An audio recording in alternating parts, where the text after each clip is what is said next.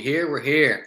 Hello, everyone, and welcome to the Riverfront. This is episode 433, which is an insane number. I don't know what you all are doing with your time, but we appreciate it. You may be surprised to hear my beautiful voice, but Chad is unable to join us today. Unfortunately, word on the street is he's been placed under a witness protection program, following a foiled plot involving himself, some rock climbing gear, and a Toyota Tundra at Grand American Ballpark. I don't know. But what I do know is my co-host today is someone our regular listeners are likely already familiar with, someone I'm super pumped to sit down and talk Cincinnati sports with.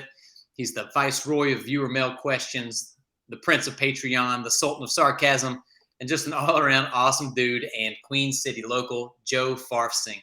How the heck are you, Joe? Nate, I'm glad to be here. I am here to Wally Pip your brother and kind of make him just completely irrelevant. So, ready to rock and roll. Chad, I hope wherever you are listening to that and you are shaking in your boots. Let me get this out of the way real quick before we start diving in. If you have a minute, please go to our YouTube page. It is youtube.com/riverfrontcincy. Hit that subscribe button. And if you want to be a patron like Joe here, we'd love for you to join our little community where we get together, talk shop about all things Reds and a whole bunch of stuff that has nothing to do with the Reds. And if you want to do that, it's patreon.com/riverfrontcincy. We'd love to have you become a part of our ever-growing family. So let's just dive right into Red stuff.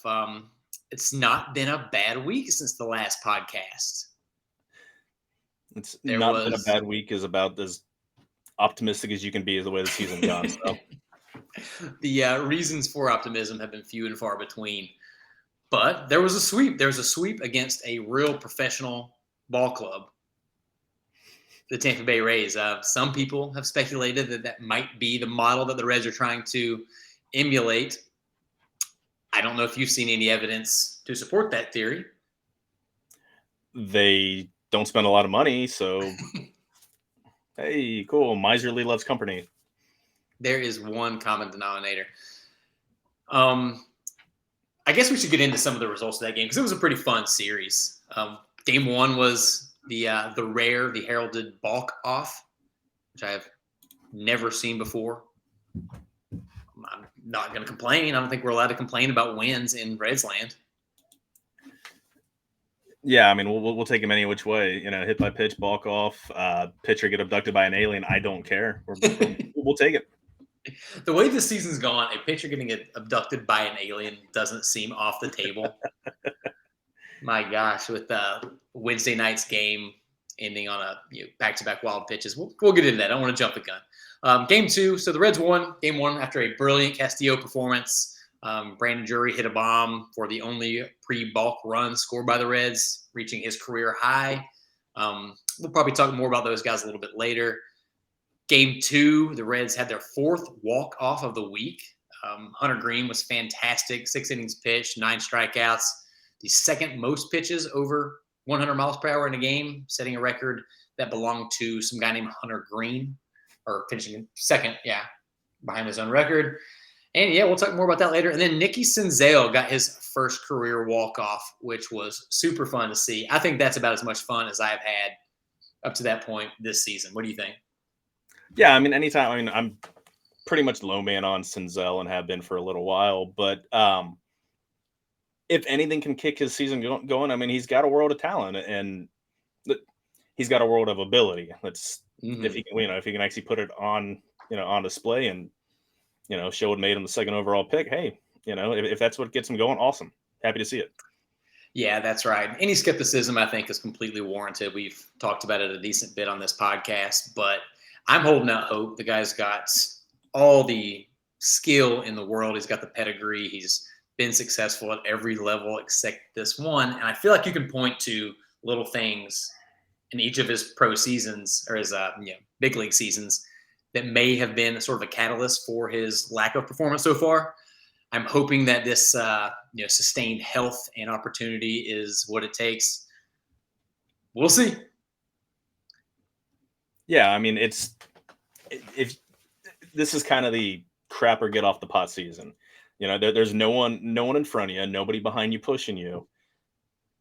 Take the ball and run with it, or then you need a center fielder. And there's a reason that the Reds I believe that they had Barrero playing center field last year. They think that there might be more of a need for him in the outfield than at shortstop.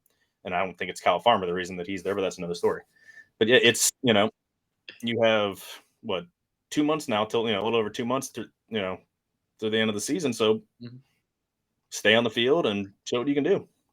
Yeah, and it's hard to imagine that he's not kind of running out of those opportunities. I know that he has options, but what's that going to do for a Yeah. guy's ego to get sent down at this point, especially with all he's been through? I mean, I don't know. I think we'll touch on it a little bit more later. I just want to throw some stats out later on, but I'm excited. I hope he keeps it going. Seeing that walk off, seeing the joy in his celebration and the team rallying around him when he did that, like everybody come out here. I felt that. Like that made me feel really good. Yeah. So hopefully we can see more of that. Yeah, and he's not a young man, so I mean, well, 27 years old is a young man, but I mean, you're not a prospect anymore. It's not it wouldn't be unbelievable for him to to start making a name for himself and making himself a regular now. I mean, look at the guy over at third base that failed prospect that's kind of rekindled something, but I think this is the last year with the Reds. If he doesn't get stuff moving, then bye, Felicia. Bye, Felicia. I think that's super fair, but we're not going to wish that negativity. We'll save negativity for later in the podcast. There's plenty of opportunities. Yeah, I could not agree more. Game 3 against the Rays. The Reds completed the sweep. Home runs from Tyler Stevenson, Jonathan India, and Mike Moustakas, his 200th for his career, did the damage. It was also another solid start for Nick Lodolo, who gave up all 3 of his runs in the 4th. It wasn't a spectacular start by any means, but the Reds scored 3 runs that 7th inning. He gave up all his runs 7 runs in the 3rd inning. He gave up all his runs following that really, really lengthy delay. I kind of saw that coming. At least I thought that it could have been likely. I've been really, really encouraged about what we have seen from Nick Lodolo when he's been able to take the mound. Where do you think he stacks up in our young arms rankings? As of July 14th or as of 2023, 2024, 2025, which, I mean, as of today, I'd say he's probably 3rd, only because the other 2 have had more impressive starts. Now, they've all been up and down, but I think Ashcraft is at least established isn't the word, but he's had more than a couple good starts. So in terms of long term, I think he's right there behind Green, and he's got a lot better chance to stick to be a mainstay in the rotation over Ashcraft. Yeah, I think that's probably a correct assessment. I think he has the highest floor of the 3 of them. Definitely. Ceiling might not be there, but if he can stay healthy, then I have no worries about Nick Lodolo being a top 3 rotation guy. Graham Ashcraft, you could tell me he's a top 2 or 3 guy, or you could tell me he is a reliever for his career, which I don't like to say in public because I'm the biggest Graham Ashcraft believer out there. Hunter Green, we all know the talent's there, and we're going to talk a lot more about him, so I don't want to touch too much, but very, very encouraged by what we've seen from Nick Lodolo so far. And that sweep was fun, man. I don't think anybody in Reds land expected us to sweep the Rays, no matter where they were playing. So, reasons for optimism have been few and far between. That was arguably the most exciting 3-game stretch we've had all year. I was hoping not to get boat raced in all 3 games. I mean, even with, their Rays are the 2nd most injured team in the league after the Reds. Even with all the injuries, they still have Wander Franco. They still have Randy Arozarena. They still have had Shane Baz until today. They've got a ton of talent. I mean, they're still contending with as many guys as they've had out. I mean, that's one of the series you just don't want to get embarrassed in. And they won the first one. Cool, you're not going to get swept. And they took the second one, okay. And then they come out and just hit 2-run bomb after 2-run bomb on Sunday. And holy crap, they're going to sweep the series. Not quite the 90 Reds. It's not like 1990 Reds World Series sweep, but it's almost as unlikely. Took small, in a small measure. I can actually remember this one clearly as opposed to the 91. So this might be the only sweep that I really have in my lifetime. No, of course not. That was a 4th straight win for the Reds. So that set the stage for I don't know if you listened to late night Reds talk at all, but they had an agreement with Annie Sabo that if the Reds had a 5-game win streak, she has to wear rec specs on one of her broadcasts.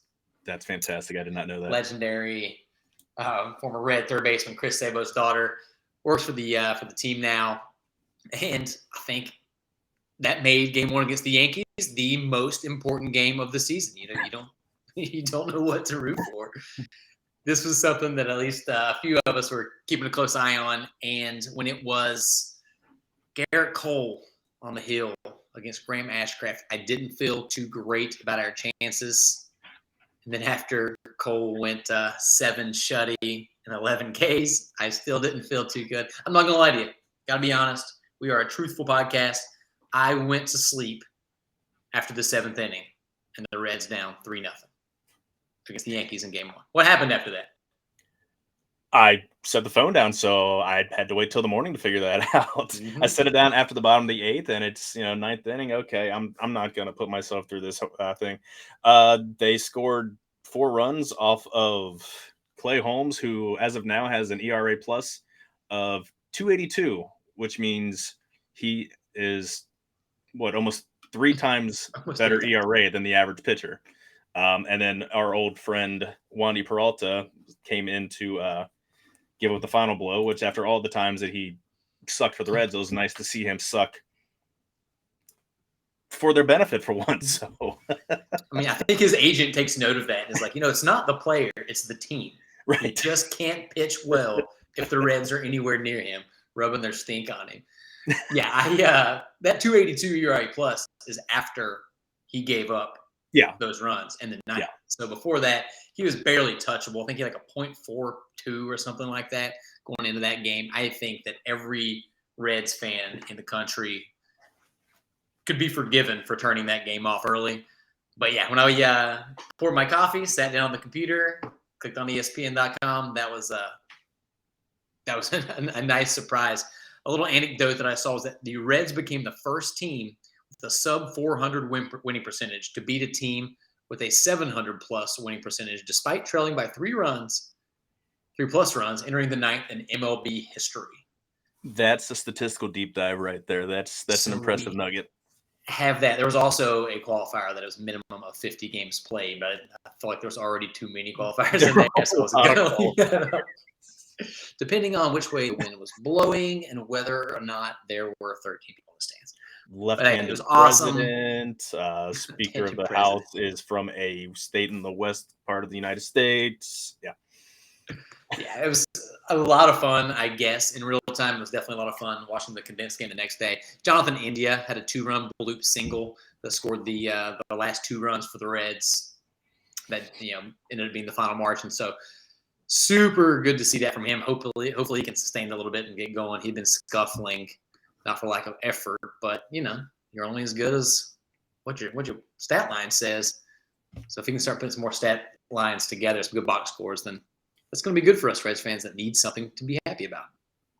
I think if he can just pin some more games together. I mean, he's had 2 relatively lengthy stays on the IL, so he just hasn't been able to get consistent at bats. And I think by the end of the year, his numbers will look maybe not as good as last year, but it'll be in line with something what's expected. At least his rate stats. So it's just get on the field and get in your groove and let that flow. Let everyone be jealous of that flow running around the bases, making that helmet flip off. Gosh, I'm jealous every time I see it. Yeah, and I'll be honest, if he is just as good as he was last year for the majority of seasons in his career, that's a future Reds Hall of Famer. That is a fantastic player that we're going to be pumped about in perpetuity. He doesn't. Definitely. I mean, he doesn't have to be the superstar on the team. Just someone who's constant every year. I mean, if he's just a 3-win player for the next 5, 6, 7 years, someone you can pencil in the lineup, you can stack a team. You can have a couple of those guys on the team, and they're useful. You don't need all superstars. That's those are definitely useful pieces. I mean, look at the Dodgers roster. They've got 5 guys like that they shuffle all around the lineup. Of course, that's a good 5 superstars too. But yeah, they also have those. No, that's a good point though. You don't. it's not a luxury to have those guys. If you're going to be successful, you have to have those guys. The guys who can go on heaters for a month at a time and kind of carry the team when other guys might be scuffling, but at the very baseline. And I think that's kind of the argument that we've made plenty of times on this podcast about Kyle Farmer. We are not anti-Kyle Farmer, but his rough patches have been so rough that they're not really, sort of carrying the team when other people are scuffling. Now, it's hot. When he gets hot, he gets hot. Yeah. But it's that basement, it's that floor that if Jonathan India can sort of set that floor, that's going to be huge for the team going forward. Yeah. Kyle Farmer has a soft hit rate twice that of the major league average. So his exit velocity is, I think, second lowest on the team. I looked and just trying to psych myself out to think, because I'd like him to be the 26th guy on the bench. And everybody is still, he's a useful player. Like, I did a dive, try to make myself believe that he's better. No, he's lucky to have the numbers that he has. Exit velocity is like 82%, 82 miles an hour, whereas the major league average is like 88. Soft hit percentage is 9%, when 4.5, 4.2, something like that is the league average. So yeah, he makes a lot of weak contact. He's like Ryan Hannigan. Oh, goodness. Don't you disparage Ryan Hannigan on the Riverfront podcast. That's terrible. But Conway Twitty once said she wants a man with a slow hand. So maybe if Kyle Farmer is appealing to Conway Twitty fans, we have a chance here. So that means we might need to trade him to a Texas team. I'll drive him there myself. One more game to get to. Speaking of Kyle Farmer, one of his downsides is his defense is not great. We had some less than stellar defense that was at least somewhat responsible for a very, very stupid game 2 against the Yankees. The highlights were that the Reds went back to back to back. They were in the driver's seat for a while. If you would have asked me what the odds were that the 3 players to go back to back to back for Cincinnati this year were going to be Kyle Farmer, Mike Moustakas, and somebody named Stuart Fairchild, I don't know what kind of numbers you would have gotten, but I'm not going to complain. It was awesome. It was awesome until it wasn't. Some really bad defense, specifically by Jonathan India, and then not turning a double play, which you can't assume, but you can if you're a fan.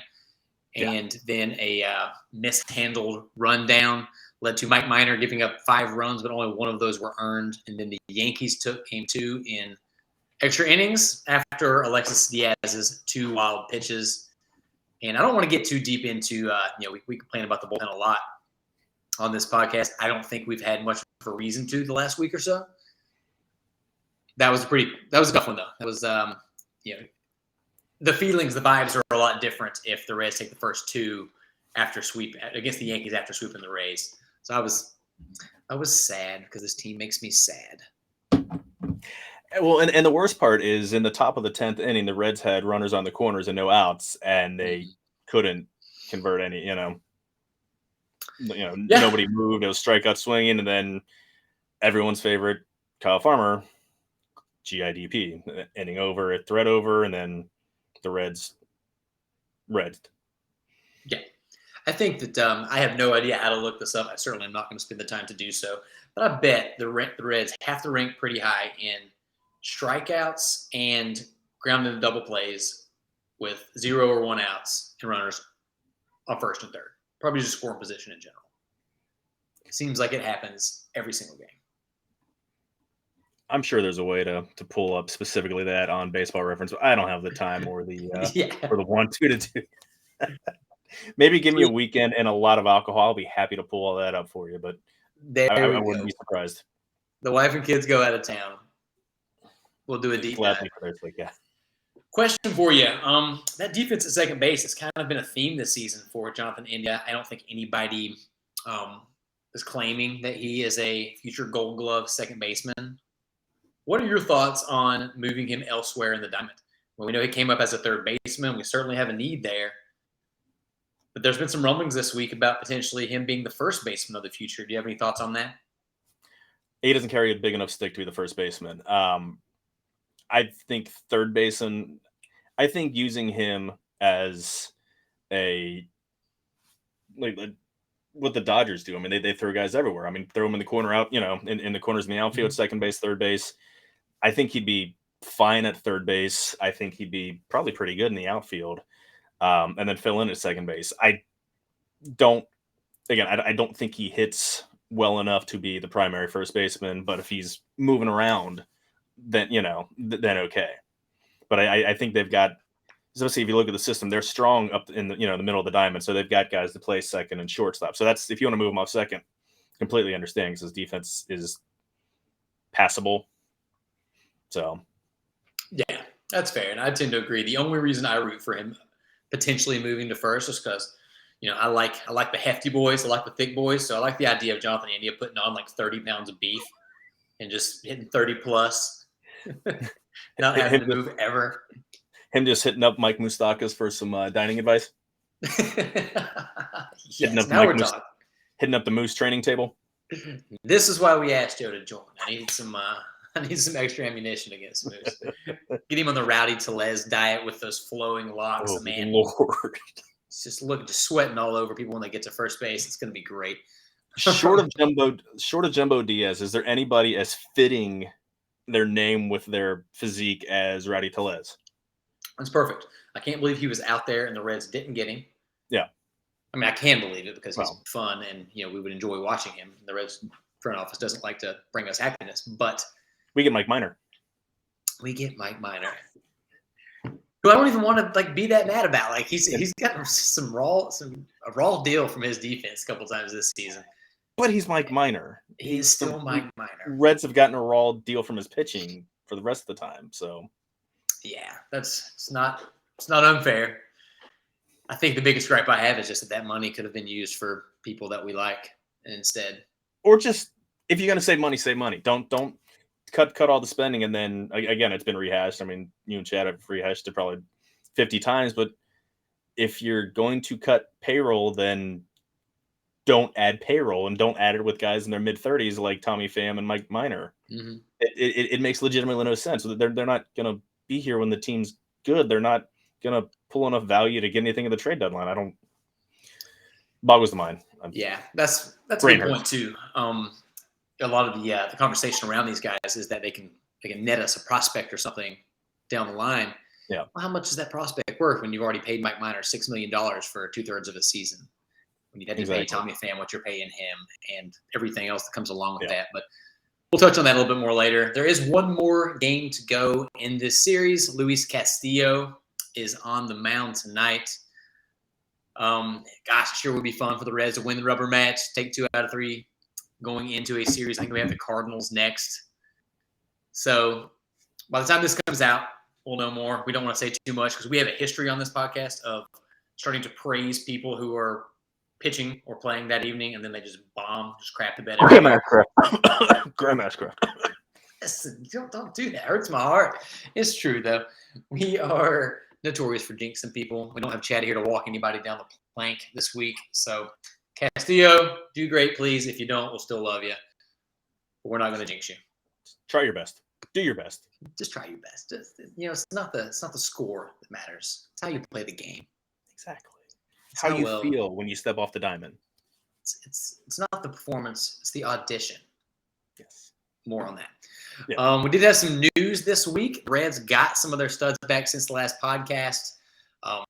Tyler Stevenson, who since his return is batting .467, 500 on base percentage with a 1.167 OPS. After missing a month, we love when the OPS starts with a 1 dot. How? I hear that's good. I'm no analytics expert. I need to talk to my buddy Bill James. But, man, I think this team, everything just seems better. The whole viewing experience, the rooting experience, the attitude. And obviously, we don't know what the attitude's really like in the clubhouse and in the dugout, but everything just seems better when Tyler Stevenson is on that field. I don't think there's a player on the team I'm more excited about. Agree. I mean, he needs business cards that just says Tyler Stevenson, professional hitter. He handles the bat like he's a 10-year veteran. I don't think he's going to develop into a 30 home run guy, although he's definitely strong enough. I don't think he's going to sacrifice, sacrifice his approach. He's one of the few guys that he still looks to go the other way. He's going to take that fastball in the outer half, and he's just going to slap it out to right center field, and and drive a run in. I mean, would I like him to have a little more power? Yeah, and his batting average on balls in play is unsustainably high, like 400. So there's due for some regression. But whoa, we don't point out stats that make him look bad. I mean, he's I'm happy he's on the team, and he's definitely a guy. If I were in the Reds and had common sense, then I wouldn't be in the Reds front office. But he's the first on my list to lock up. He's the first of this this group that's coming through now. He's the first guy that you want to extend. Do 5-6 years. He still has a lot of years of arbitration, so he's cheap. So lock him up, buy out the first couple of years of free agency. Yeah, buy out every year of arbitration you can, and then as many of the next 5 or 6 years that he will allow you to. Yeah, sign him until he's 30, 32 years old. Yep. Move him to first base DH when he's and then figure out what to do from then. So. Yeah, listen here, Castellinis. You want to get some fans back in your good graces. There's how you do it. Lock up Tyler Stevenson for a long time. Lock up Jonathan India for a long time. Look at some of these arms. We know they won't do it, but we can send hope. it out in the universe. Yeah, we'll send it out there. It hasn't happened, so we can pretend that it can. That's right. Well, you actually brought up a good point too about Tyler Stevenson. I wanted to talk a little bit more about. He doesn't have that power right now, but he's a big boy. Like you don't have to squint too hard to see the power coming. Kind of reminds me of another guy that the Reds have that hit for a lot more contact than average for the first 2/3 of his career. Transition to more of a power guy later. You think he could follow the Joey Votto path?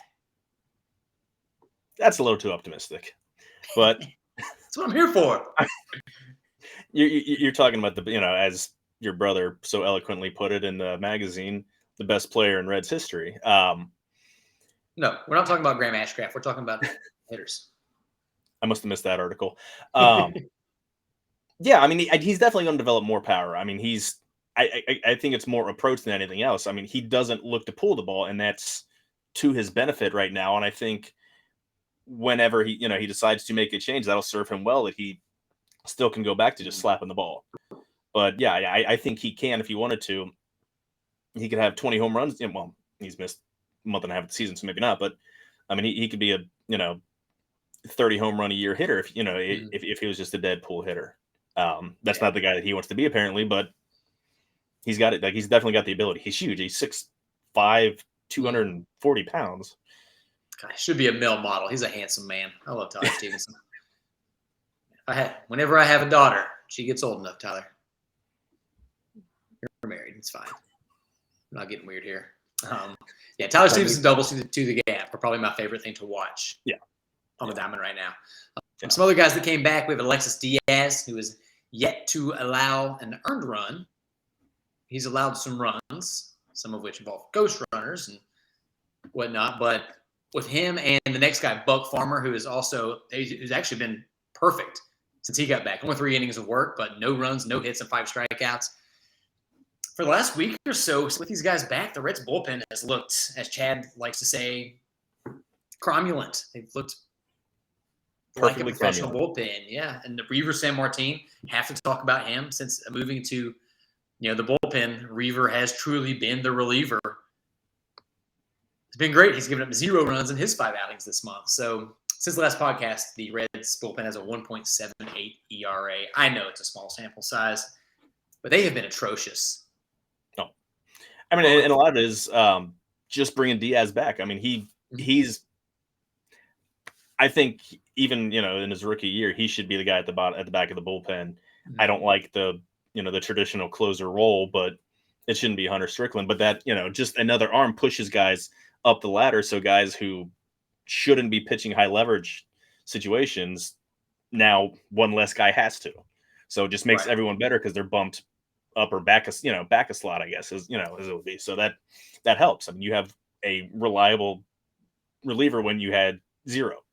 So yeah, that's 100% correct. Hunter Strickland is going to be a lot better pitching with a 4-run lead in the 7th or 8th than he is being the named closer Alexis Diaz has the stuff. Reaver San Martin has looked fantastic since coming back. Buck Farmer, some say that he is the most popular farmer in Cincinnati. I don't know if that's true. I'm not polling the players, but Buck, I feel like you have the dugout. We are with you. I think Hunter Strickland will look really good pitching for the Florence Yalls and not the Cincinnati Reds. Yeah, you are correct. I have no argument against that. That's another one of those. Why are you bringing a guy in his mid-30s? I'm not going to get started on it. Next subject. That was a tough one for me because in the offseason, I was refusing for as long as I could to not look at, or refusing to look at it, like the deep advanced stats.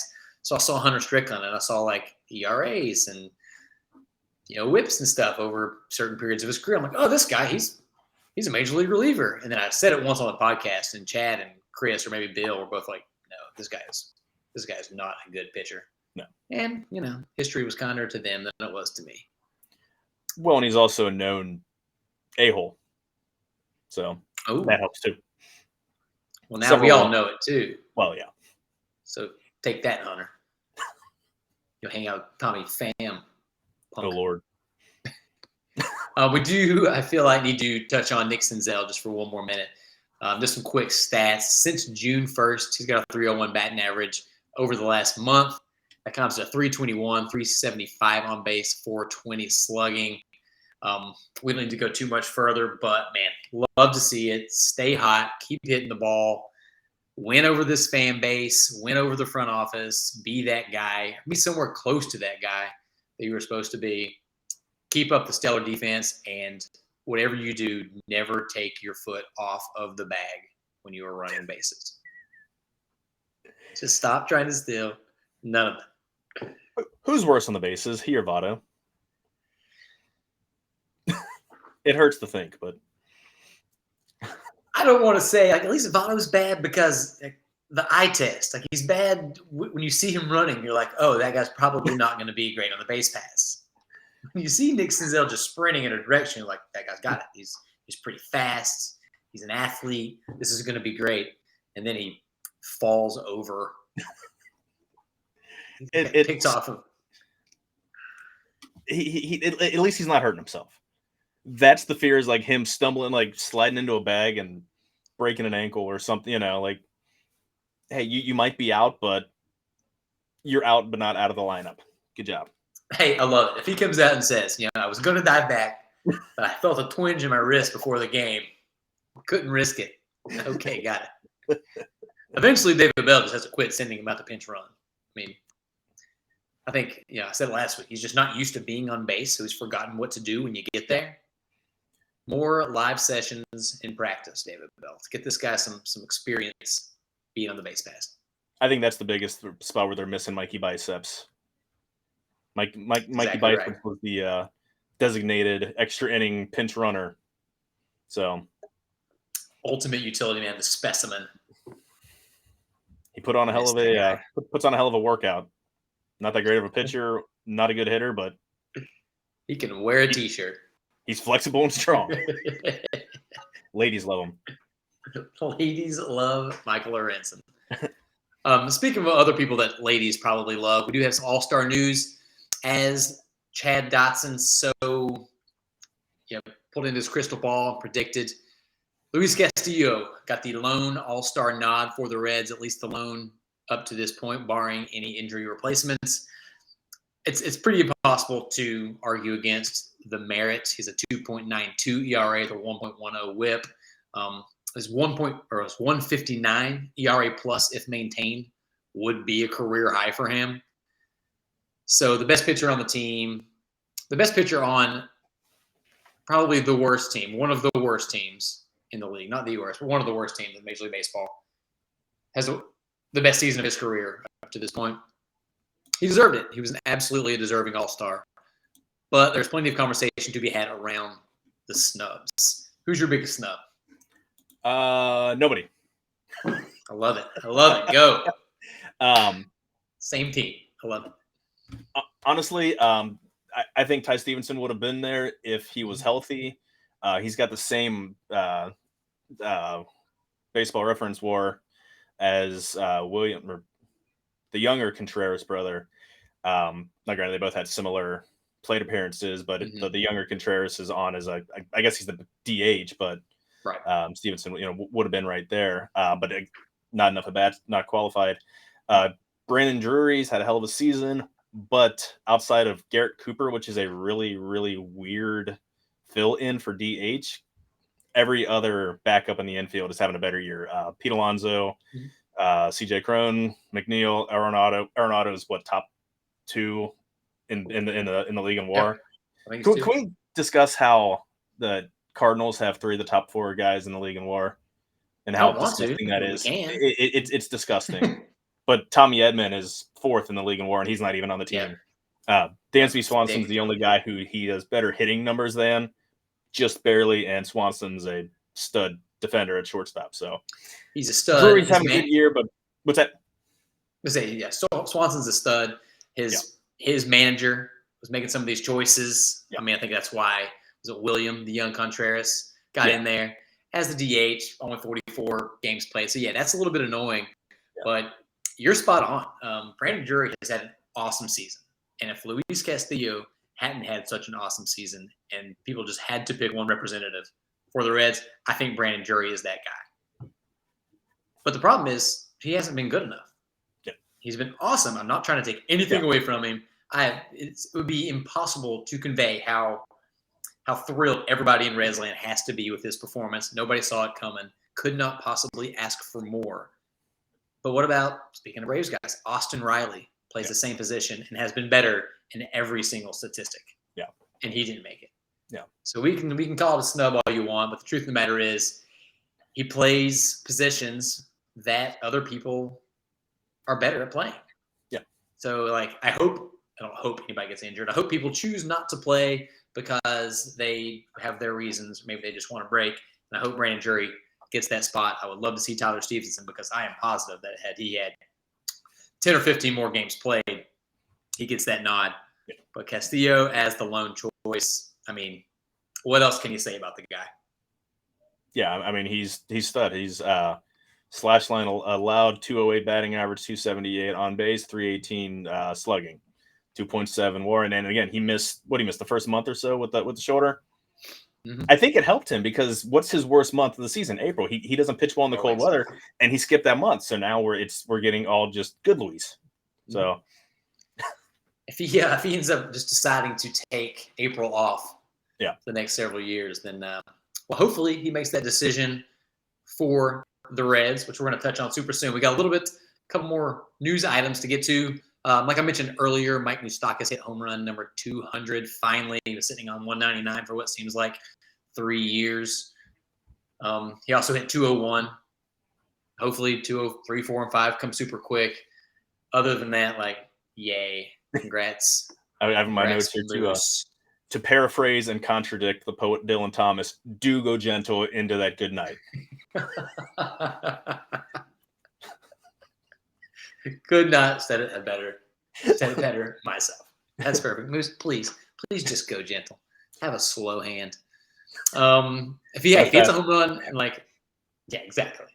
If he hits a home run in each of the next 15 games, get those numbers up to about 216, maybe we can trade him. Somebody will take on that gross contract of his. But I'm not holding my breath. Michelin's looking for a new mascot, so maybe they'll take half this guy. Farmer's Night's not coming back.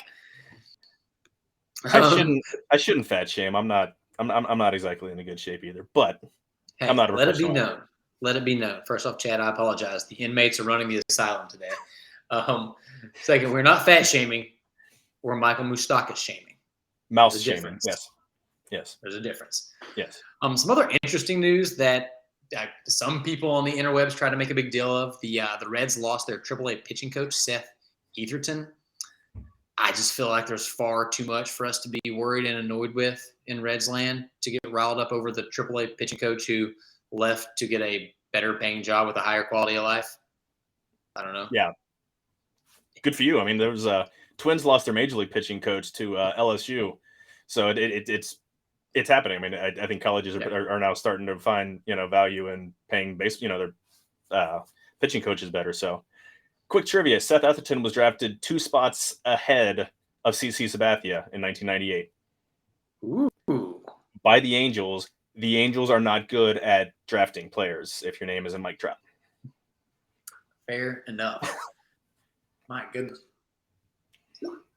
They could have had just the Angels. Well, they just trade Mike Trout, please. And Trade Shohei, him and Otani. yeah, to the Reds for Moustakas and Kyle and Buck Farmer. They can have farmers only. It seems reasonable to me.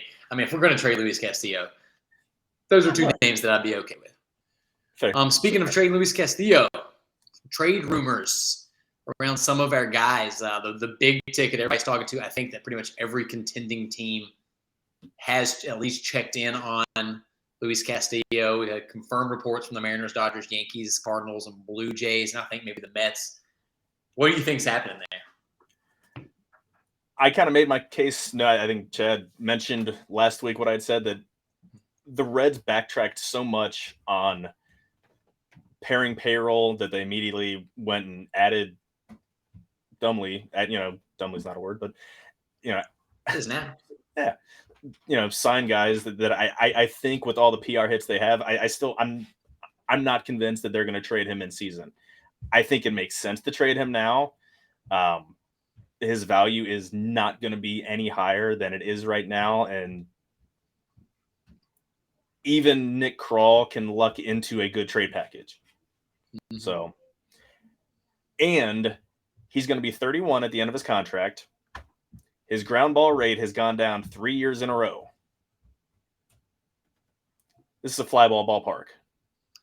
His walk numbers and strikeout numbers are pretty, are pretty static. But if he's given up fewer ground balls, more fly balls, getting older, it doesn't make sense to keep around on the Reds anyway. We're not going to pay him, so trade him now. Get as big as a package as you can get. You can get at least one top 50 prospect, maybe two top 100 prospects for him. Get some bats for the upper levels of the minors. They're maybe major league ready. Get some outfielders. Get some guys that can hit the ball. They've got a lot of pitchers coming. Trade them. Yeah, I mean, I don't think you can argue against the reasoning, the logic behind trading him for some multiple, I would hope, high-end prospects, if not MLB-ready talent. Everybody keeps saying the Reds need to get an MLB-ready bat. Well, teams that are contending probably aren't going to want to trade you guys that are playing for them, that are contributing positively right now.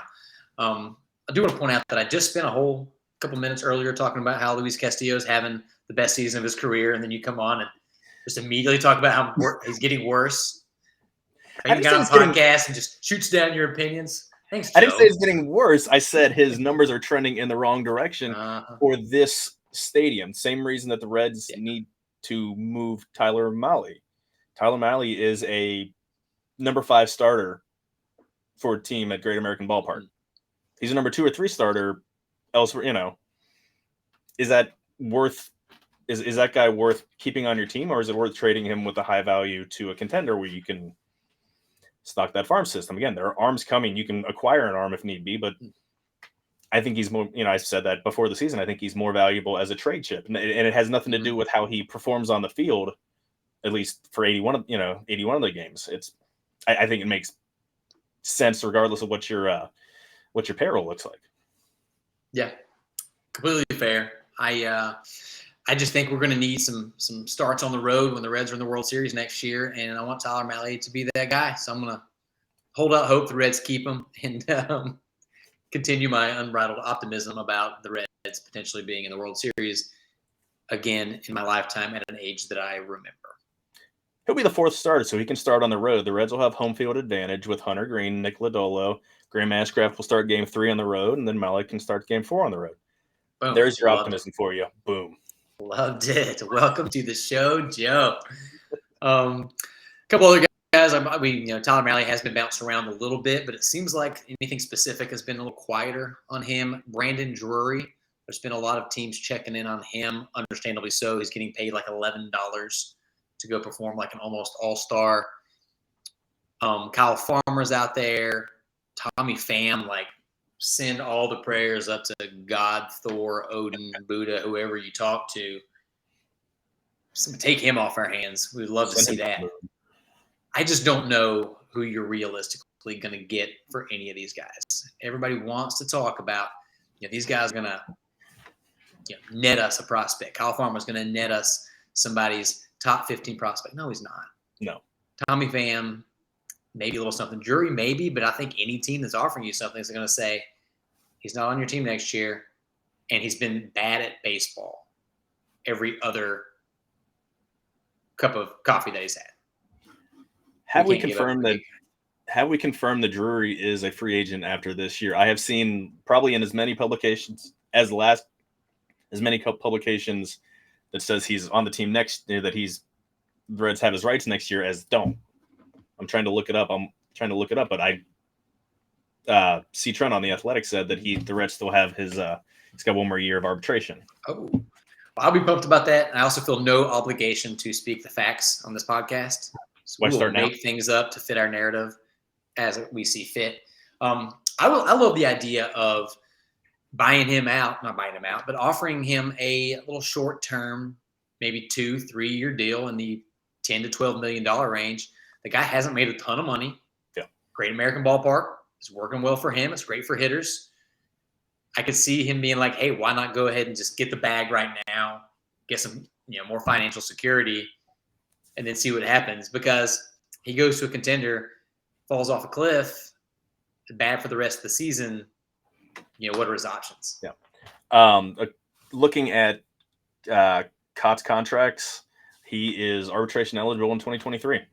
Ooh. So Reds do have his rights for another year. So that's more value. I think he's a Dodger. Honestly, the type of player he is. I mean, he's Chris Taylor. He's Kike Hernandez. He's a guy you can throw at multiple positions on the infield. He's a guy you can throw in the corner outfield.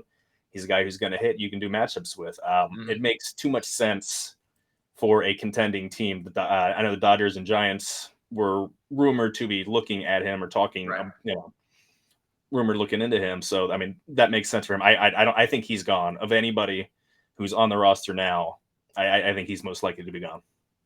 Yeah, I think you're right. But I would not be upset if they give him a couple of years, keep him around for this transition to the next crop of quote unquote heralded prospects that aren't very close to the major leagues. So yeah, we are almost 50 minutes into this, and we have not yet gotten to the top of the week, just because I just enjoy talking to you, man.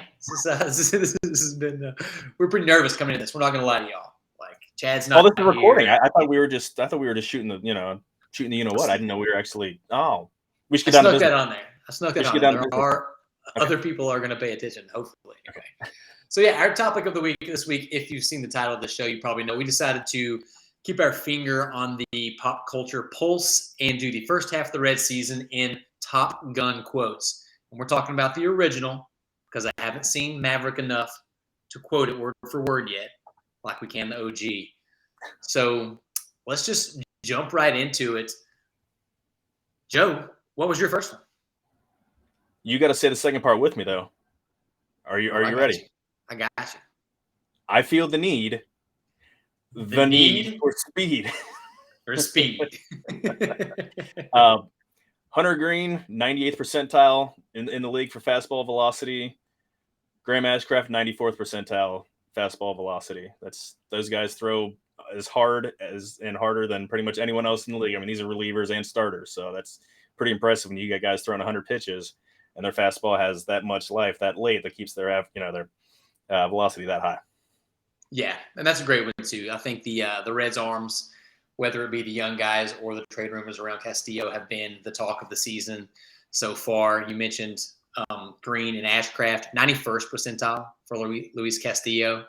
Tyler Mahle and Nick Lodolo can dial it up there too.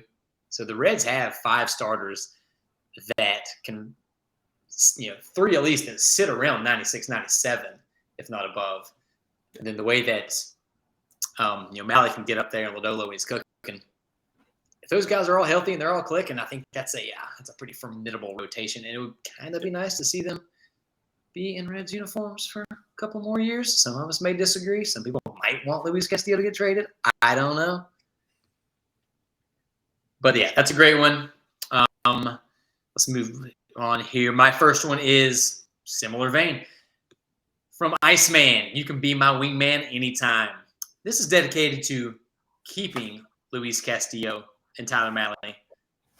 on the team, on this roster, but not just because they're talented, because we need someone, and at least one of them, if not both, to sort of steward the young guys into the next generation, the next sustained period of success, if it ever comes.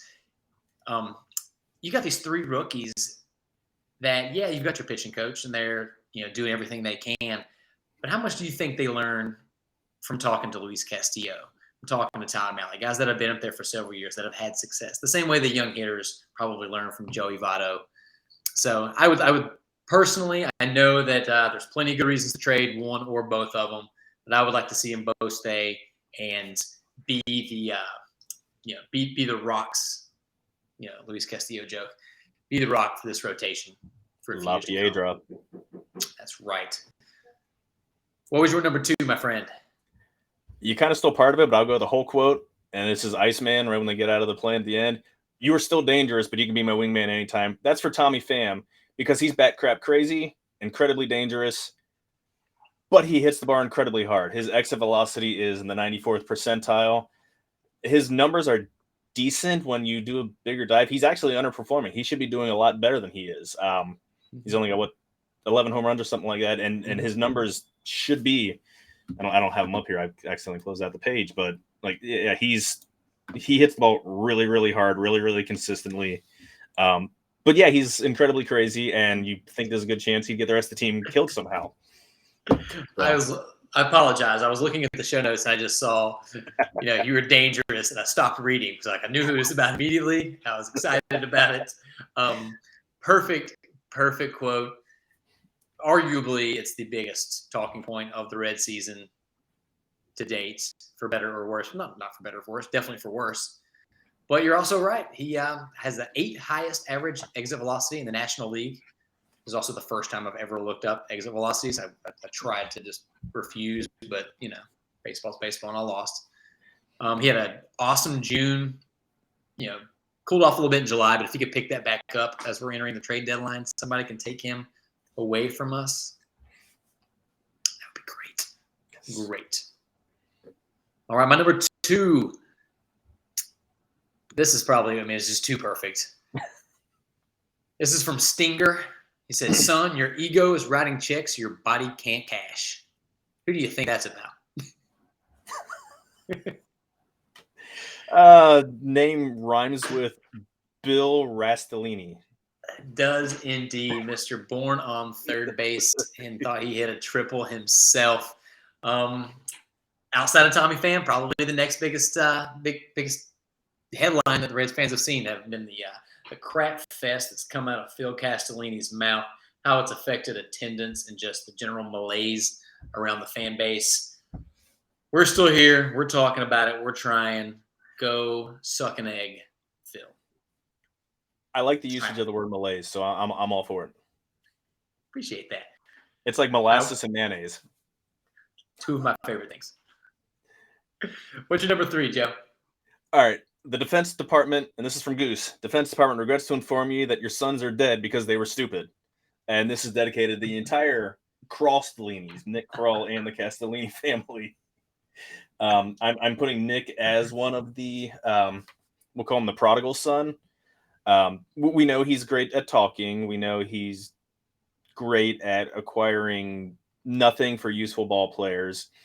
We know Phil's usefulness, and we know the other Castellini son can get arrested for domestic stuff and somehow have his daddy take his name off the homepage of the Inquirer. So your sons are dead because they're stupid. I think it's pretty self-explanatory and fitting. Nailed it. We're trying to have a good time here, so we won't go too much further into that, but that was probably the best possible quote that we could have pulled. Too good. My last one from Jester. He said, "That was some of the best flying I've seen to date, right up to the part where you got killed." And that goes out to young stud Hunter Green's propensity to give up the long ball. Hunter has a home run problem. He's leading the MLB in home runs allowed. I don't know. He's young, so we're not worried about him, but he's got to get that figured out. Some interesting stats I found were that only 4 of his 22 have been allowed the first time through the lineup, 18 on the second and third trips. Interestingly, he's given up twice as many home runs in a very similar sample size when having 4 days rest and then a start versus 5 days rest and then a start. So I don't know if keeping him on a more regular schedule is going to help or not, but it's something to keep an eye on in the second half. Definitely been one of the themes that we've had to pay attention to so far. Hunter, stop giving up home runs and be that ace we know you can be in 2 to 3 years. I'm kind of mad that you got that quote because that's probably I think I like that quote better than any of the ones that I put on there. So yeah, I mean with this home runs, it's you look at just location. I mean, he's getting up a lot of home runs on the slider that are just sitting, waist high over, just over the plate, and those get killed in the majors. So yeah, he'll learn. He's a kid. Not worried. Got plenty of time. Not worried at all. A couple other quick ones that we won't dive deep on. I just thought they were funny. Viper said, "You've got to let him go," and that could go to so many different directions. It could be Jesse Winker, Eugenio Suarez. It could be literally wanting them to let go of Mike Moustakas, Tommy Pham. Another one, Maverick said, "This is what I call a target-rich environment." That's the contenders. Looking at the Reds roster at the trade deadline, when the Reds and Cubs were playing each other, I'm like, oh, other teams must be watching this closely. Because I don't think there's a single player on either of those rosters that isn't up for grabs. And then the last one goes out to all Reds fans. You've lost that loving feeling. Hopefully we can get that loving feeling back soon. I'm not terribly optimistic, so I try to maintain a certain level of love. We'll see what happens in the second half. Any thoughts on that, Joe? I'm disappointed you're not singing that part. No, I'm not gonna do it. Not gonna do it. We need more YouTube subscribers, and I would pop up the subscribe to YouTube screen if I knew how to do that. Chad's gonna yell at me for that. But YouTube.com/RiverfrontCincy, subscribe button, mashing, smashing, all that good stuff. One last thing, we run a little long as we tend to do before we get into the viewer mail questions for the week. I wanted to take advantage of having Joe on here. Joe, just really quickly, maybe let the listeners know a little bit about you, but specifically, I wanted Joe to come in and talk a little bit about the Bengals. The Bengals, there's a lot of excitement in Cincinnati about this upcoming season. Joe follows them closely, knows a ton, and something that I think that we would like to talk a little bit more about in the Riverfront community. So, Joe, if you could just go in a little bit on the Bengals on their off season, some expectations, how you're feeling right now about the Cincinnati Bengals. I mean, I'm lifelong Cincinnatian, so I mean, I've been struggling. Being a Bengals fan has been more painful than being a Reds fan, if you can imagine that for those that aren't. So, if you weren't aware, they made and nearly won the Super Bowl. Breaking news! It just happened 5+ months ago. I've never seen the city get behind a team, and I was born in '80, so I wasn't around for the Big Red Machine years.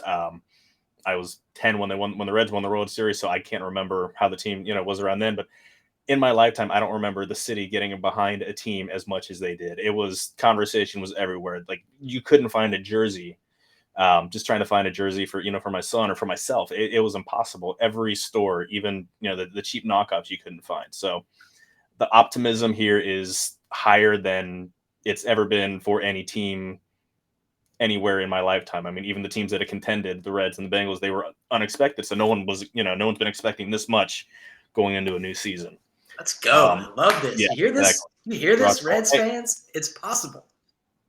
They just released they just let out that they're going to be doing a white helmet this year, which is going to look awesome. They haven't released the design, but you can just assume replace the orange with the white, and with the all white and black jerseys twice a year, that's going to look slick. Man, I've seen some mock-ups already. Some people guessing, and beautiful. Goodness gracious, I'll never buy a football helmet, but if I was going to, that would be it. You can get one of the mini ones. I mean, those are cool, and you can put it if you got a Chihuahua.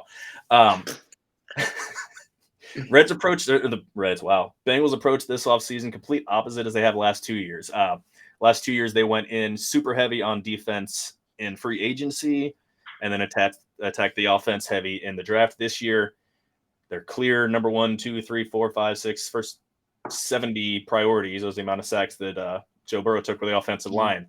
Got 3 new starters: Alex Kappa from Tampa for right guard, Ted Karras center from New England, and the stud of the bunch, La'el Collins, right tackle from Dallas. Even if this is an average offensive line, Burrow's going to go off. Pro Football Focus, one of the analytical sites said the Bengals offensive line now looks like a top 10 unit because you have Jonah Williams and then a battle of whoever for the left guard. Draft they picked up, they went 5 of their 6 picks were all defense, 3 guys for the defensive backfield because Jesse Bates is probably going to end up signing his franchise tag here by tomorrow or today when this is released. There's no way he's going to let $13 million go and sit on his stuff, but they drafted his replacement. He knows that. Team knows that. They drafted depth of the defensive line, another safety to replace Von Bell, who's going to be gone after this year. They're at a point they can draft for depth. They're not drafting for absolute need this year, which is when you can do that, you're in great shape. So, yeah, it seems like they addressed every need that they needed to. They actually assessed the team and said, these are our weaknesses, these are our strengths. And there's no better asset in professional sports, I think, than an elite quarterback on a rookie contract. Right. So anything to protect Joe Burrow, we love it. And one thing I loved about these offensive linemen they signed were that they're not just, known commodities. They all had really, really good years last year. A lot of times you see this, and it's a guy with a big name who's had a great career but might be going, trending in the wrong direction. That's why the other teams were willing to let them go. Not these guys. They were all very good last year. And I don't know if you people that are listening are into gambling at all. I don't do much about it or much of it, but I like to pay attention. The Bengals have the 10th best odds, plus 2,000 right now on FanDuel. Yeah. Who would you not get any money from FanDuel if you're listening? Call me. Plus 2,000 to win the Super Bowl, which just seems nuts to me. Yeah. I'm seeing they don't even have the best odds in the division to win the division, which is just crazy talk.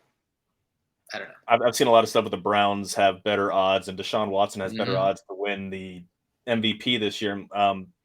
Deshaun Watson is probably not going to play one snap this season.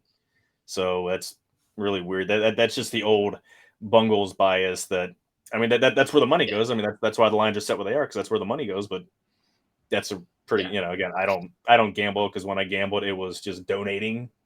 So, but they would be a strong bet to throw a couple extra ducats on just a little taste. Yeah, exactly. Just a little splash. Burrow, 12 plus 1,200 for MVP. I think Joe Mixon plus 16 for most rushing yards. Yeah. That was kind of tasty. Before we jump into our viewer mail question, you got a couple bold predictions for the upcoming Bengals season? I got Joey Franchise throwing 5,000 yards, 40 touchdowns. He's going to set every meaningful franchise record, and I don't think any of those are even bold. I think that's expected last year. Again, with the crappy offensive line, he threw for 4,600 yards and 30-some-odd TDs. I mean, he's going to – I think he's going to be the second, third best quarterback in the league. There's no reason that he won't be. I mean, you look at the skill position players that he has, who he's throwing the ball to. You have reasonable guys up front. You've got an opportunistic, defense is pretty good. He's going to, a lot of favorable positions. So, and then I've got them going 12-5 in the regular season. I'm not going to make any postseason predictions because it's wind blows the wrong way or someone tweaks a knee, but they have as good as a chance as any to make it back to the Super Bowl. The only reason that people are saying they won't is because the Super Bowl hangover, the losers of the Super Bowl never make it. Well, there's no outside of that they don't. There's no reason that they can't. It's just anomalies, whatever. So I think there's a dozen reasons why they could get back, and they're only conjecture as why they might not, circumstantial. Yeah. My bold prediction is that not Jamar Chase, but T. Higgins leads the team in receiving yards this season. That's not to say that T. Higgins is going to be the number one receiver. I think that Jamar Chase is just such a beast that he's going to command a double team almost every time down the field. T. Higgins is going to capitalize. Draft him in your fantasy leagues. That's all I got. That is bold. I love watching him go up and moss people. Guy's 6'4" and he can leap. So just plucking the ball over top of 2-3 guys, that's awesome. He was created in a lab, it looks like, to Yeah. catch footballs. Yeah, he's huge. All right. Well, that was awesome. I appreciate you for doing that. I know that, I think me and Chad would love to, but we just don't feel as strongly about the Bengals at least as knowledgeable as you do. So hopefully we can have you back on to talk more about that in the future.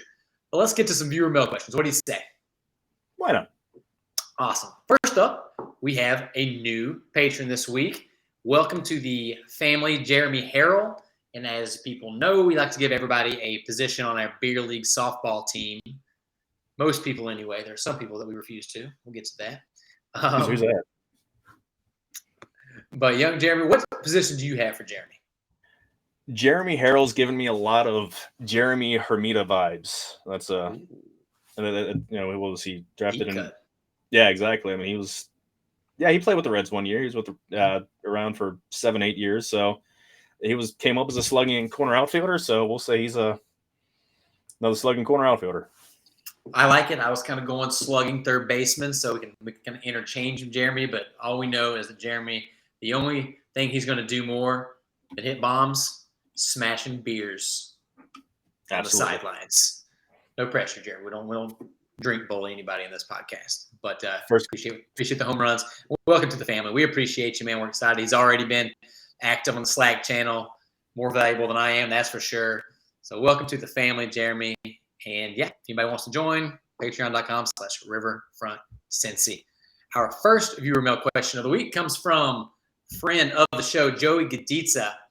Joey says something we talked on a little bit earlier. Hey, gents, how y'all doing? So tell me, am I well within the realm of thinking that if Castillo does get traded, this front office will mess up the trade and not get the value they should for him? I hope I'm dead wrong, but geez. P.S. Joe might have to become a mainstay on the pod now. Cheers, boys. Thank you, Joey. Appreciate the kind words. Can agree with you. I think me and Joe are crushing this. As far as the Castillo thing, we've talked about that a lot on this podcast. I have zero faith in their ability to do something on the fly. I hold out a little bit of hope that the competition for his services might sort of force their hand to take the best available deal. I hope they don't just look at prospect rankings and they look at the strength of the different organizations. Do I have faith? No. Am I going to be optimistic because being sad every day in your life is no way to go throughout your day? That's where I am. What do you think, Joe? I'm kind of bolstered by, I'm going to say they're not going to get fleeced. If you look at the returns from what they got for Winker and Suarez, it's actually a pretty decent deal. Fraley was just meant to be a throw-in guy that can play right now, and I mean he's injured, but I mean he's a useful guy to shuttle between AAA and the majors. Book still hasn't been written on Justin Dunn. I still think he's still got a chance to be a decent starting pitcher. Yeah. I mean he's got to get on the field first. I think he's thrown one rehab start, but he was a top prospect for a reason. He's still a young guy. Book's still out on him. Brandon Williamson is a top 100 prospect. He's in AAA. He had a good start the other day. Connor Phillips was absolutely tearing it up in single A. I mean, absolutely just lighting it on fire. He's in the futures game. Or no, that's Abbott. Never mind. But I mean, he had a fantastic season in A-ball and got bumped up to AAA or to AA. So you look for reasons to be optimistic. He got good value from the Mariners. So I'm not optimistic he's going to get every penny he can, but they'll get something. They'll get something useful for him. So faith, no. Optimism, overflowing with it. Yes. Next question from James Urban. Finally got rid of that Chad guy. About time. Thanks, James. That's why you're my bestie, bro. Question for you gentlemen this week. How much better would this Reds team have been if it was fully healthy all year long? Would we have been flirting with the playoffs, do you think? Let's take first stab at this one, Joe. What you got? I think flirting, like the 400-pound guy winking at the model in the corner of the bar. Yeah, sure. I mean, that's flirting. Realistic chance. No, a lot of things would have to happen. Rapture, people being left below. That's what would happen for the Reds to be playoffs. No, I really think that the team was best case after all the subtractions that they made. Best case, they were an 80 83 win team. Worst case, 72, 73 win team. Injuries, they have been the most injured team in the majors. I mean, yeah, they lost a lot of talent through the subtractions, but the biggest loss that they've had is all the guys on that have been injured. I mean, they've had their planned starting 8, 9, they have DH now on the field. What, maybe 3 games all season? Yeah. Again, they weren't going to contend. They most likely weren't going to contend if everyone was healthy. Everyone's been hurt, so yeah, that's right. The channel will chat influence. If they hadn't started 3-22, I think they've been just under 500 since then, which puts them within striking distance in the wild card race. I think it would have given them an excuse to, toot their own horn, pat themselves in the back, say that everything they did worked out, and you should show up, buy tickets, beer, and Sky Roses. But they weren't real contenders. Don't have a Sky Rosa. Don't. I mean, if you love heart attacks, go for it. Next question, Kyle Kapler. How are we feeling about Barrero, about Jose Barrero? With De La Cruz being De La Cruz and all these trade rumors potentially resulting in more middle infield prospects for the system, I feel Barrero may get lost in the shuffle if he doesn't start performing. Minus last season, he never really had a true breakout season. My quick thoughts on this, I think the worries are fair. I think I'm still extremely high on Jose Barrero. Those, the type of injury he had to start this season, those linger. So I think a lot of it's going to come. There was a recent article on Cincinnati.com, or it was on the Inquirer, that just made me even more optimistic. He's grinding. He's working hard. He's got all the talent in the world. Am I concerned? A little bit, yeah. And I think he does need to do it. He needs to do it soon because, you can run out of that prospect label pretty quickly. But I still full of optimism. What do you think? Don't mean to pee on your parade, but I'm going to pee on your parade. Peeing on my parade again? Better that than your Wheaties. The Reds are telling you what you need to know about Barrero. They, for all of their faults with playing contract games with Senzel, they haven't been shy about bringing guys up the past couple years. India was up start of the season last year. All the rookie starters that have been up this year, they stopped doing that. He's not up. There's a reason. He can't hit a lick in AAA right now. I mean, yeah, part of that, his power is going to be very much taken out with the hamate injury. But there's a reason they had him working out in center field. There's a reason that he's not up here. They don't think he's ready. I mean, for all their faults, I don't think they think that Kyle Farmer is a shortstop of the future. He's 31 years old and barely cromulent. But they're telling you what you need to know. They're trying to build for their future. They're bringing guys up. They're bringing up Alejo Lopez. They're bringing up, not enough. Yeah, exactly. Yeah, it's another story. But and he's still, his rehab ended and they optioned him to AAA. I mean, they're telling you what you think, what they think. And he's got talent. He's but do it. Yeah, I do think that is completely fair. I hope that you are wrong and it's just some weird situation that's kept him down. Maybe he needs to call Mike Moustakas' agent and say, hey, get me at bats. But yeah, I think that's totally fair. A little bit concerned about Jose. I hope that he gets it together because if he is what he showed in AAA last year, then that solves a lot of problems for future Reds teams. Yeah. But we'll see. Our last question comes from Hooper Powell. This is probably the best question in weeks. Hooper asks, who wins an Indian leg wrestling match between Joe Farfsing and Joey Gaditza?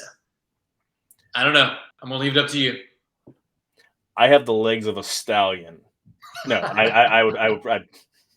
I'm out of shape. I'm a few years younger than Joey, but he's a musician. He's a bassist. Bassists are bad MFs. And they spend hours and hours on their feet. So I'm gonna say he'd probably kick my what. He's gonna Canadians are tough. He's got to have that that Canadian constitution dealing with that cold weather. So he's got to. Yes. He's strong where he needs to be. Yes. Joey, there you go, buddy. Indian leg wrestling champion of the Riverfront family. That's gonna do it, man. Joe, I had a blast. Thank you so much for coming on here.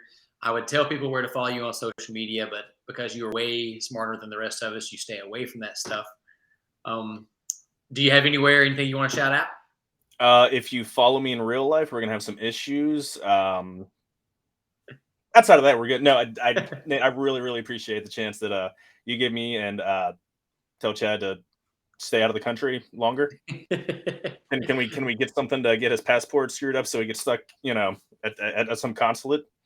I would say I know a guy, but the guy I know is Chad. So don't know what our chances are. But yeah, Joe, this was awesome, man. Thank you so much. Really appreciated it. If you do want to talk to Joe more, you can do that by joining our Patreon family at patreon.com/riverfrontcincy.